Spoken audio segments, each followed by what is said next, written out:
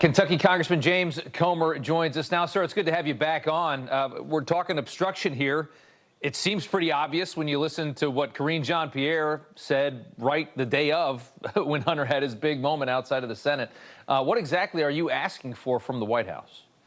Well, we want to ask for all communication between the White House and Abby Lowell and the other lawyers that the president's son is employing.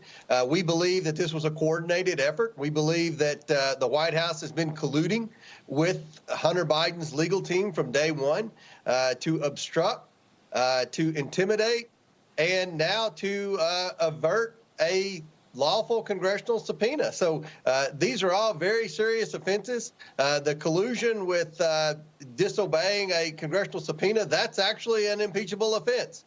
So we've got a lot of problems with the White House and the fact that Jean-Pierre admitted that the president knew what the son was going to do. That's pretty good evidence for me that the president was in on it. So, if you're talking about impeachable offenses, we now have, bribery seems very obvious at this point. Right. You also have obstruction as well. Where are we at in this process? And is there any movement on contempt charges for Hunter Biden? Yeah, we've got the paperwork going for that. Obviously, it's a pretty long process to hold someone in contempt of Congress. But fortunately, we're working during this Christmas break.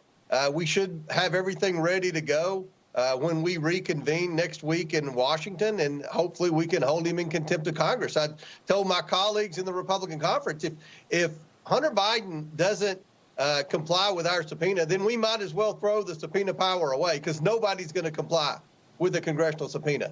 And the fact that the Democrats used their subpoenas for political reasons, for fishing expeditions, and here we have a credible investigation where we've been transparent with the American people. We have mountains of evidence. Yeah. Bank records don't lie. We have found that the president's family has taken in over $20 million from our adversaries around the world, and they cannot say one thing they did to receive the money. The fact that the president's lied about his knowledge and involvement in his family's shady business schemes. I mean, this is the biggest political corruption story in my adult lifetime. Yes. Hopefully, when we go back to Congress, we'll hold the president's son accountable. And remember, the president, in his own words, said that anyone who defied a congressional subpoena should be held accountable. That's exactly what we hope to do next week. But in the meantime, we're still doing transcribed interviews. We're still scheduling depositions. January is going to be a very busy month in our investigation.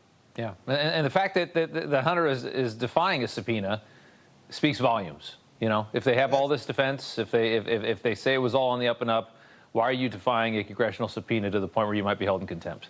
Congressman, we appreciate you coming on. Thank you so much, sir. Thanks for having me.